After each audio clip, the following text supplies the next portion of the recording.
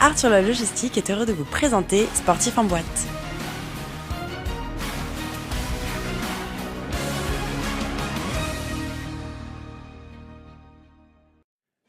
Bienvenue à tous. Oui, c'est un ballon. Oui, parce qu'on va recevoir quelqu'un qui a gagné, non pas ce ballon, mais qui a gagné un ballon d'or. Ils sont 5 en France. C'est quelqu'un qui a marqué l'histoire du football français, l'histoire de l'OM, l'histoire du Milan AC, l'histoire également du Bayern de Munich, qui a fait aussi les grandes heures des Girondins de Bordeaux à un moment donné avec 2 finales de Coupe de la Ligue. C'est quelqu'un qui a tout simplement disputé, écoutez bien, 626 matchs dans sa carrière pour un ratio de 340 buts. S'il y a des mathématiciens parmi vous, je vous laisse faire le calcul et vous verrez que monsieur Jean-Pierre Papin qui est avec nous, bonjour. Alors, il a fait comme ça. Pourquoi ? Plus de matchs ou plus de buts ? Non, 356 buts. Ah pardon, j'en ai oublié 16. J'ai oublié 16 buts. C'est important, 16. Alors, Jean-Pierre ne va pas être tout seul dans Sportif en boîte, accompagné de quelqu'un qui, lui aussi, a joué, et finalement, quand même un très bon niveau. C'est Didier Terrier, directeur associé de Arthur Lloyd Logistique. Bienvenue. Bonjour. Didier, quand je disais bon niveau, c'est vrai, il faut le reconnaître quand même, c'est l'équivalent national 3 aujourd'hui. Oui, mais ça à l'époque c'était encore un niveau régional. Bon, mais plaisir ? Ah oui, beaucoup de plaisir, beaucoup d'enthousiasme. C'est la raison pour laquelle je suis aujourd'hui ici face aux côtés à de Jean-Pierre. Alors, on aura 3 thématiques. La première, la performance n'empêche pas la discrétion, et inversement d'ailleurs. La deuxième, l'expérience / le réseau. Cela permet de gagner des victoires. Et puis, on terminera avec faire de la concurrence une force, un atout. Alors, on va débuter tout de suite, messieurs, avec que la performance n'empêche pas la discrétion. Et je disais inversement parce que on peut être discret et performer aussi. Du côté de Arthur Lloyd Logistique, Didier, comment on associe ces deux-là, finalement, pour que ce soit la performance, quelque chose qui guide la société, et en même temps, pas être exubérant sur le marché, rester discret, comme on dit, pour vivre heureux, vivons cachés. Déjà, rapidement, la société Arthur Lloyd est une PME française, un groupe spécialisé en immobilier d'entreprise. On a un peu plus de 500 collaborateurs. Et Arthur Lloyd Logistique, qui est donc la BU que j'anime, est composée de quelques personnes. Hein, on est à peine 16, mais des gens que je considère, moi, à mon niveau, compétents, talentueux, performants, mais également discrets, sur un marché qui est animé aussi par des grandes sociétés internationales. Donc voilà, nous, Arthur Lloyd, on est là, on est bien présent, on est dans ce top fort du marché, mais avec cette spécificité d'une équipe un peu discrète vis-à-vis des médias, de nos médias, par contre très présente vis-à-vis de nos clients, secteur d'activité, du monde de la supply chain. Et puis après, la performance, on n'a pas le choix, donc on est effectivement obligé de l'être. La performance, la discrétion, toi Jean-Pierre, tu as surperformé, je l'ai dit tout à l'heure, j'ai rappelé le parcours comme ça, c'est quand même 4 titres de champion de France, une Coupe de France, une Ligue des Champions, mais 3 finales, c'est 2 championnats d'Italie, c'est une Ligue Europa, plus de 50 sélections avec l'équipe de France, bref. C'est un parcours performant, mais en même temps, tu n'étais pas non plus dans l'extravagance par rapport aux médias, tu étais sollicité parce que capitaine de Marseille, capitaine de l'équipe de France, mais t'étais pas, Pour nous, c'est les résultats qui font qu'on est en lumière, parce que quand on marque des buts, quand on gagne les matchs, c'est vrai que les journalistes repointent très souvent comment ça s'est passé, qui a été bon, si l'équipe était bon collectivement, individuellement. Donc c'est vrai que nous, la discrétion, quand on gagne les matchs, il n'y en a pas trop. Après, la discrétion qu'on doit avoir, nous, c'est dans les commentaires qu'on fait après, c'est savoir rester humble, parce que sur un match, tu peux être très très bien, sur un autre match, tu peux être beaucoup moins bien. Donc on essaye d'être discret, mais on sait très bien que c'est les autres qui font qu'on n'est pas discret. Ouais. Ça fait écho aussi, les propos de Jean-Pierre, là ? Moi, si j'ai voulu que Jean-Pierre soit présent à cette émission, c'est que je trouvais qu'il y avait beaucoup de points communs entre la discrétion et je dirais la performance et le talent de Jean-Pierre.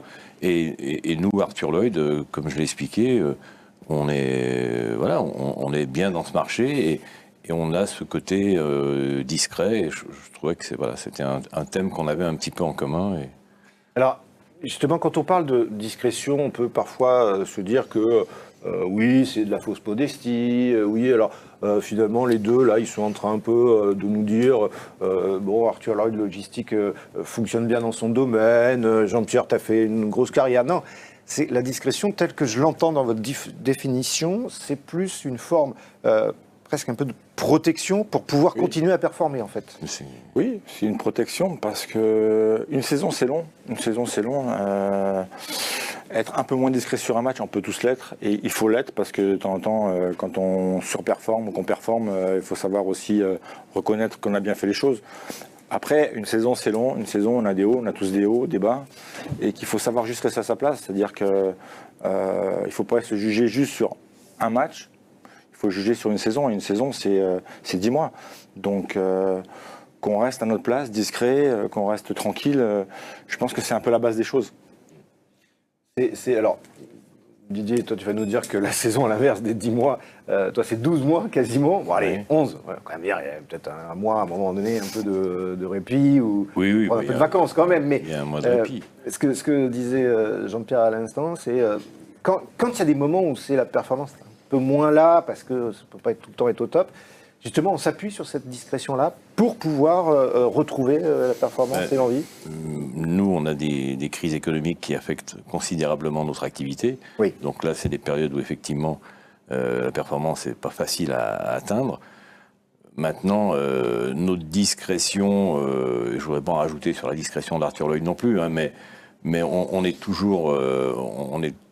on rebondit, on sait rebondir, et tout ça, dans cette espèce de marché en dents de scie, on a pris l'habitude depuis maintenant 12 ans que la société a été créée d'avoir des périodes un peu plus compliquées, mais l'équipe garde le même état d'esprit, donc on n'est pas plus euphorique quand le marché se passe très bien et on n'est pas complètement dans le trou quand il y a des complications. Donc et tout ça effectivement dans une discrétion que je considère importante pour l'état d'esprit de l'équipe. Pour l'état d'esprit, oui. Voilà.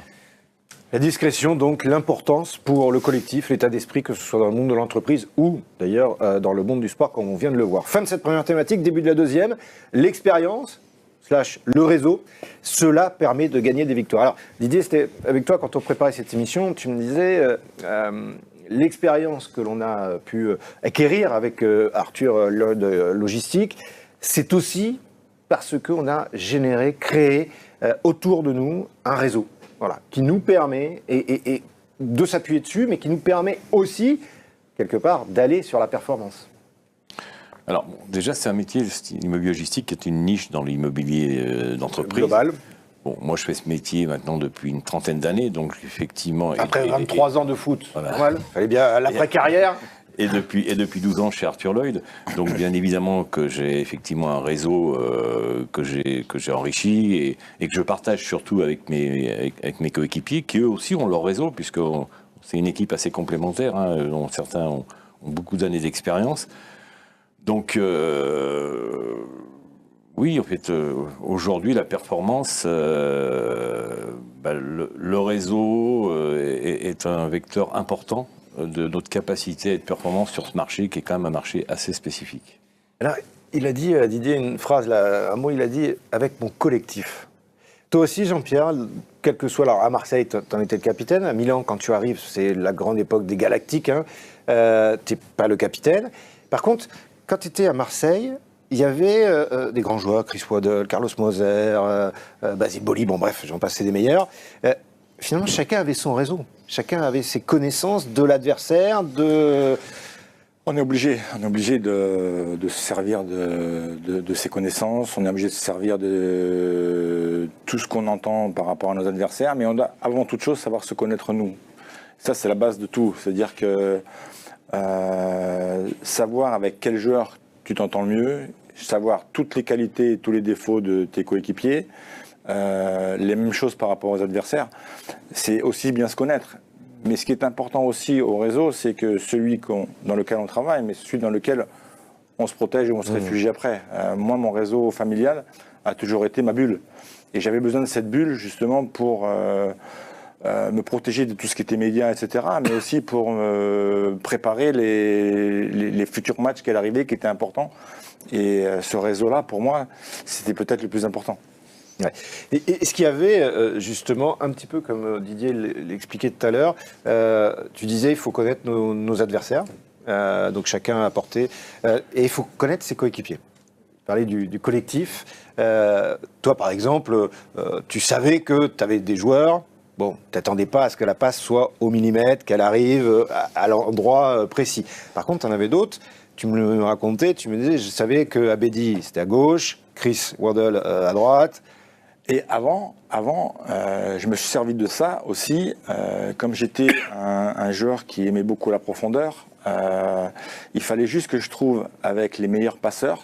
Et à l'époque, j'avais un Alain Giresse derrière moi que je connais très bien, qui m'a énormément appris. Et c'était juste se trouver un détail qui faisait qu'il savait où il devait me la mettre. Et en fait, le détail, il a toujours été simple. C'est que chaque fois que je venais vers lui, je la voulais derrière moi. Et chaque fois que j'étais d'un autre côté, mais pas vers lui, il savait que je la voulais dans les pieds. C'est des choses, en fait, c'est des détails qui font que quand on sait qu'on joue avec les meilleurs, c'est que les meilleurs, tu sais qu'à un moment, il va te faire la passe la meilleure possible. Et Alain Giresse, Klaus Allofs, ça a été la même chose. On avait des codes qui permettaient de savoir comment on allait vouloir et comment on allait se déplacer. Les codes dont parle Jean-Pierre, ça fait écho pour toi, Didier, chez Arthur Lloyd Logistique aussi, comme ça. Ouais. Les codes, on a des méthodes et des process de travail. Je ne sais pas si on peut appeler ça des codes, mais oui, effectivement, on a... C'est-à-dire que Alain Giresse dont il parle, tu l'as dans ton entreprise, parmi tes associés, parmi les collaborateurs. Voilà. Ils savent, on se connaît très bien, on est très complémentaires, effectivement. Malgré le nombre, hein, parce que rappelle, on est 16, hein, donc c'est pas une grosse équipe, mais pour la taille du marché, de toute manière, c'est une équipe qui est bien positionnée. Mais on est 16, donc on est très proches, hein, puisque quand on est 16, ça veut dire qu'on est tout le temps ensemble, hein, donc il y a une communication, voilà. Et effectivement, on se connaît bien, on se complète bien.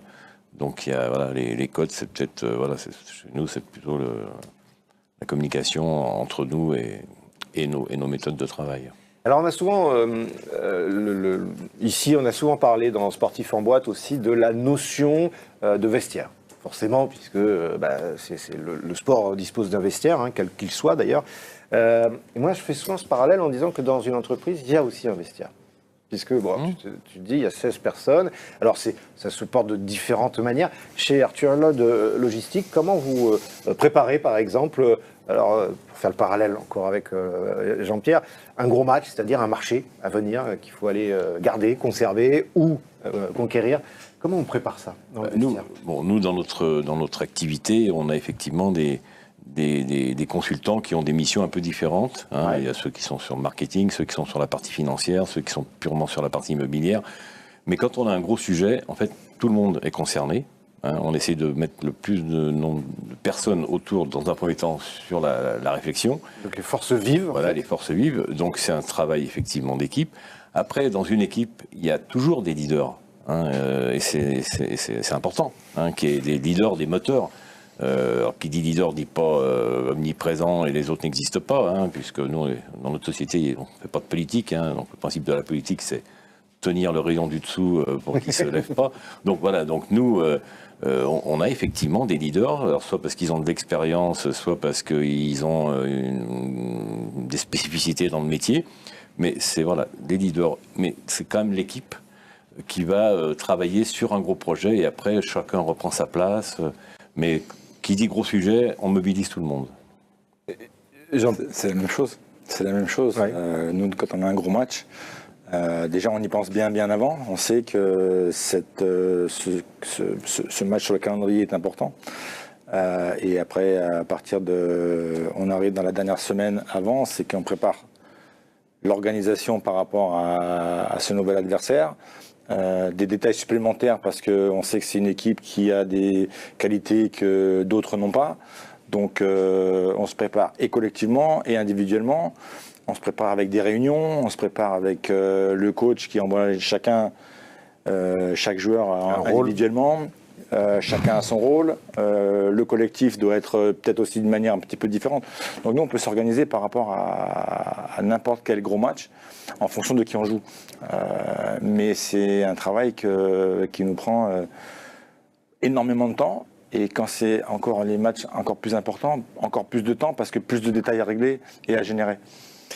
Il me vient pendant que tu parles cette image en tête. 86, tu disputes la Coupe du Monde avec l'équipe de Platini, Giresse, t'en parlais tout à l'heure, Fernandez, etc. On se souvient tous de ce quart de finale mythique face au Brésil à Guadalajara. Donc l'équipe de France terminera 3e, battue par nos amis allemands en demi-finale. Mais là, à ce moment-là, tu arrives, finalement, c'est un peu comme si tu arrivais chez Arthur Lloyd de Logistique. Tu arrives, tu n'es pas du tout titulaire, tu es un petit peu la surprise en last minute parce que tu surperformes, tu viens d'exploser un peu les compteurs. Comment tu t'intègres dans ce vestiaire? Parce que là, on parle quand même, il y a des tauliers, hein, il y a Platini, 3 ballons d'or et compagnie. Hein.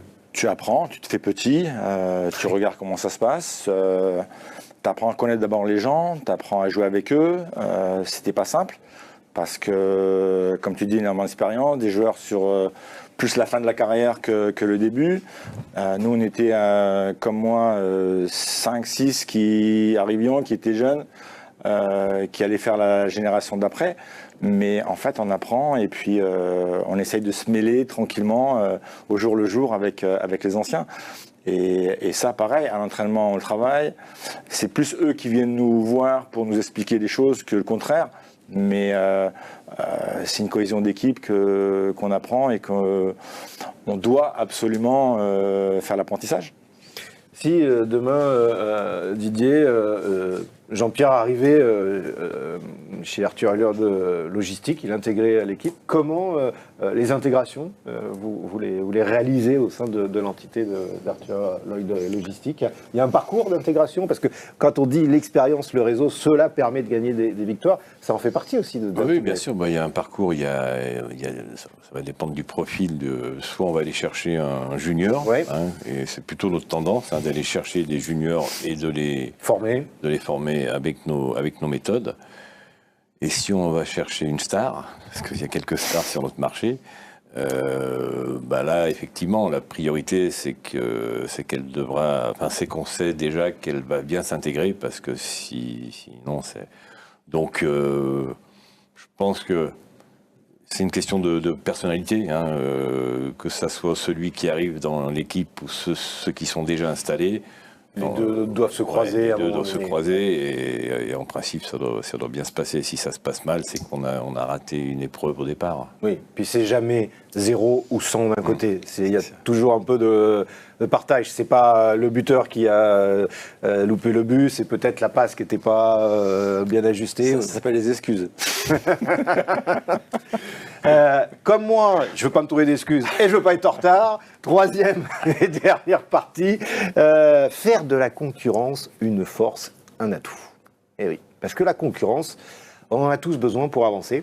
Alors dans le monde de l'entreprise, dans le monde du sport, messieurs, je vous mets sur la table cette thématique. Alors, on est démarré avec toi, Jean-Pierre, mais échanger ensemble là-dessus. La concurrence, tu l'as connue partout. 86, tu l'as connue. Marseille. Le Milan, le Bayern. Partout. La concurrence, pour moi, elle est primordiale dans un sport d'équipe, parce que ça permet aussi de montrer de quoi on est capable. On sait qu'on a plus fort, on sait qu'on a moins fort, mais quoi qu'il arrive, on doit être le meilleur. Donc, pour moi, la concurrence fait partie de cette motivation que chacun doit avoir. Aujourd'hui, je m'en sers régulièrement avec mes jeunes, parce que... Je rappelle que tu es entraîneur de l'équipe réserve de Marseille. Parce qu'on a des joueurs qui sont plus ou moins, qui jouent au même poste, et qu'à un moment, il faut faire un choix, il n'y en a qu'un qui pourra jouer. Donc, on ne leur demande rien de bien particulier, rien de plus, juste d'être eux-mêmes, mais d'être le meilleur possible. Et là, on s'aperçoit que quelquefois, tu as des joueurs qui veulent montrer encore plus, et ça commence à être intéressant. Pareil pour toi. Oui, nous on a une concurrence qui est très identifiée, hein, parce que, comme je vous l'ai dit, c'est un marché qui est assez... Et la concurrence, elle te permet de rester toujours au niveau À ton niveau, et puis d'avoir une vigilance accrue. D'avoir une vigilance accrue, et puis effectivement de maintenir l'effort pour pas décrocher, tout en ayant ses méthodes et ses process. Hein, mais parce que cette concurrence, on la voit chez nos clients. Hein, donc on sait comment elle fonctionne, on sait comment elle se présente, on connaît ses qualités, on connaît ses points faibles. Et nous, on a tendance à les prendre plutôt leurs qualités que leurs points faibles. Mais oui, la concurrence, c'est comme sur tous les marchés, c'est quelque chose de sain qu'il faut savoir travailler, analyser et surtout récupérer ce qu'il y a de meilleur. Et après, nous, là, je te parle de concurrence interne, mais la concurrence externe, c'est une équipe qui est au même point que nous, peut-être meilleure que nous, et que cette concurrence-là, elle doit être collective. Que là, je te parlais de concurrence qui sont plus concurrence individuelle. Mais quand on rencontre des équipes qui sont soi-disant plus fortes que nous, en tête devant nous, c'est qu'on doit avoir une approche complètement différente par rapport au collectif. Là, tu as choisi en fonction de tes individualités, et tu dois aller à une équipe qui est plus forte, donc tu dois montrer que tu es meilleur que les autres. Donc là, cette concurrence-là, elle est encore même plus importante que l'autre. Il peut y avoir une concurrence en interne, comme il dit là, dans le vestiaire, donc c'est-à-dire en interne de l'entreprise, sur la performance, sur alors, faut être vigilant, parce que autant dans le foot, c'est signe chez nous, dans nos métiers, où quand il y a de la concurrence en interne, il faut qu'elle soit saine, il faut qu'elle soit organisée, parce que ça peut être effectivement compliqué à gérer. Maintenant, nous, la concurrence, c'est bien sûr que c'est important, et d'ailleurs c'est tellement important qu'on est curieux de savoir ce que font nos clients, enfin nos concurrents plutôt, et on n'hésite pas à demander à nos clients qui travaillent avec les autres. Voilà, on essaye de savoir comment ils fonctionnent, quels sont leurs outils, quels sont leurs process. Donc nous, ça nous anime constamment, la concurrence. Ce qui m'amène à ce parallèle, quand même, quand il dit on essaye de comprendre comment nos concurrents fonctionnent. C'est un peu ce que tu disais tout à l'heure sur le fait d'essayer de comprendre tactiquement comment l'équipe que tu vas jouer... Nous, la chance qu'on a par rapport à, surtout avec les réseaux d'aujourd'hui, tous les outils qu'on a en plus, c'est que nous, aujourd'hui, on a la chance de pouvoir gérer nos équipes en fonction de ce qu'on voit sur une vidéo. Quand on joue une équipe qui est en tête du championnat, que nous on doit rencontrer, qu'on voit comment ils jouent, on sait quels sont les points forts, on sait quels sont les points faibles, on connaît nos points forts, on connaît nos points faibles, et qu'est-ce qu'il va falloir faire pour essayer d'aller chercher ce concurrent-là. Alors, ça me fait penser à... parce qu'il y a l'adaptation dont parlait Didier très très bien tout à l'heure, essayer de comprendre grâce à leurs clients comment leurs concurrents peuvent fonctionner. Ça me fait penser à cette anecdote où tu me disais que tu avais préparé un match pour jouer avec deux pistons sur les côtés. Alors, pour ceux qui ne sont pas au fait forcément, en deux mots, tu avais préparé... En deux mots, c'est défense à 3 avec deux joueurs de côté qui sont deux latéraux, qui peuvent être offensifs ou défensifs. Et on se prépare pendant une semaine avec ce schéma-là, qui fonctionne très bien à l'entraînement. Et on va jouer le match, et à 10 secondes de rentrer sur le match, tu as l'intendant qui vient nous voir, qui dit lui, il ne peut pas jouer, et il parle d'un central, arrière central. Il lui dit il ne peut pas jouer parce qu'on a un blessé chez les pros. Donc dans les 10 secondes, tu dois changer un joueur, en fait, qui te change toute ton organisation. Et ton organisation que tu as préparée toute la semaine, elle tombe à l'eau. Donc il a fallu gérer, repasser à 4, et c'est complètement différent. Le temps qu'on se réadapte à cette nouvelle organisation, on a pris un but, on n'est jamais revenu. Ça peut arriver dans le domaine préparer, par exemple, je ne sais pas moi, un appel d'offres, un contrat, et puis d'un seul coup, il y a... Alors, ça peut arriver, alors c'est peut-être moins violent, mais...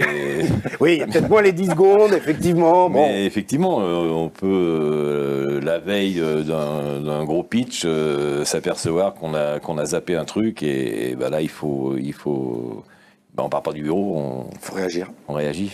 Ouais, il faut réagir. Oui, ça peut arriver, bien sûr. Le temps de réaction, parce que là, on va arriver sur la fin de cette émission, mais la réaction, c'est aussi quelque chose d'important, de la temporalité dans une entreprise. elle est. Alors, on parlait de saison dans le domaine du sport, mais c'est pareil finalement aussi, puisqu'il y a une clôture, des bilans, etc., etc. Bon, la temporalité, elle a son importance de se dire, voilà, le temps de passage. En football, ça va être, il faut qu'au bout de 10 journées, on ait X points. Est-ce que, pareil, en entreprise, c'est de se dire, voilà, en octobre, allez, fin octobre. Oui, il faut qu'on ait facturé temps, par exemple. Oui, non, mais c'est ça, c'est le temps de passage. Quoi. Oui, on a effectivement des objectifs financiers à atteindre, avec des périodicités un peu plus soutenues que d'autres. On va partir c'est vrai que septembre, décembre, pour nous, c'est des périodes fortes, où il y a effectivement beaucoup de business qui se conclut. Qu'on prépare pendant la première moitié de l'année. Mais oui, il y a effectivement une espèce de saisonnalité dans la production de notre chiffre d'affaires. Et qui nécessairement doit générer une forme de pression, mais te connaissant, tu dois la transformer avec tes associés en positif plutôt que négatif. Oui, parce que quand on arrive pendant la période où on pourrait avoir la pression parce qu'on va facturer, moi je leur dis que c'est la bonne période puisqu'on va facturer. La temporalité dans un vestiaire, c'est le président qui la fixe en disant je voudrais que... Alors le président fixe les objectifs du départ. Après, bien évidemment, on a aussi nos temps de passage où il faut essayer d'être le plus haut possible à partir du moment où... nous, c'est par 5-6 matchs. On se donne des blocs, on a un nombre de points à avoir, etc. Après, il n'y a rien non plus de fixé. Tu peux te permettre d'avoir un temps de passage où tu es un peu moins bien. Tu peux en avoir où tu es un peu plus haut. Nous, ce qui compte, c'est la finalité. Donc, à la finalité, si on a réussi ou pas l'objectif initial. Alors, avant de donner un mot de conclusion à Didier, juste, Jean-Pierre, justement, par rapport à ça, quand tu reprends cette saison, l'équipe réserve de Marseille, elle est dernière. Ouais. 17 points de retard, c'est ça, à un moment donné? 17 points sur le premier, ouais. Sur le premier. Vous terminez troisième? On termine troisième, ouais. Comment tu as fait sur ta temporalité à ce moment-là? Parce que là, c'est important aussi pour une entreprise, c'est de comprendre comment... Alors, la temporalité, au départ, nous, c'était déjà pas lâché au classement. On était dernier, mais on avait 7 points. Et devant, ils avaient 8, 9, 11, et ainsi de suite, jusqu'au premier qui avait 17 d'avance. Notre temps de passage, c'était déjà réagir. C'est-à-dire que c'est une équipe qui avait gagné un match dans la première partie de la saison. Et il fallait très vite réagir pour déjà casser cette spirale de la négative. Et donc, je suis arrivé, on a changé l'organisation, on a changé certains joueurs, certains postes, etc.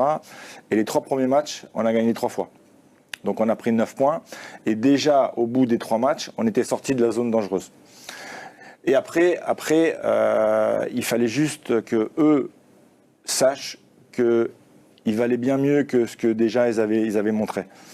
Oui. Et mon travail, ça a été juste de les faire passer le cap.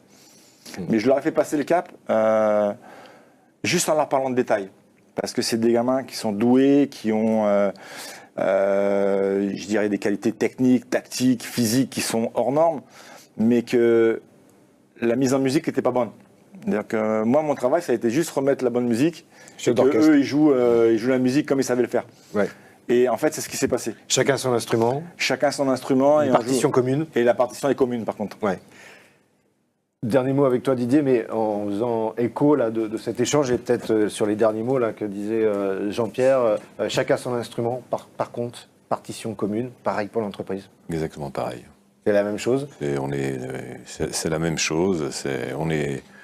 Il faut tous être au diapason en même temps, être conscient des problèmes et des difficultés, et être conscient qu'il faut les relever.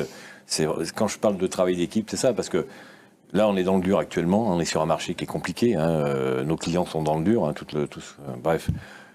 Il faut que tout le monde soit bien conscient de la situation, prêt à rebondir, à réagir, à faire les choses qu'il faut, et c'est ce fameux travail d'équipe qui fait que si vous avez qu'une somme d'individualité, c'est plus compliqué à redresser la barre que quand vous avez cet état d'esprit d'équipe. Socle collectif fort. Voilà, vous l'aurez compris, socle collectif fort, la performance, la discrétion, les deux sont complémentaires. Et puis la concurrence, faites-en une force, faites-en un atout. Préparez-vous, inspirez-vous. Et c'était le but de Sportif en boîte aussi, c'était que le sport et l'entreprise s'inspirent mutuellement. En tous les cas, ça a été encore une fois un très grand plaisir. Merci beaucoup David Terrier, directeur associé de Arthur Lloyd de Logistique, d'avoir été avec nous. Merci Jean-Pierre pour ta venue et surtout ces échanges et ces propos. Prochain rendez-vous de Sportif en boîte, ça sera au même endroit, bien évidemment. Vous connaissez maintenant et le lieu, vous savez comment faire pour écouter. D'ici là, n'oubliez pas, éteignez vos GSM, regardez par la fenêtre, vous verrez, la vie est belle. Arthur Lloyd Logistique a été heureux de vous présenter Sportif en boîte.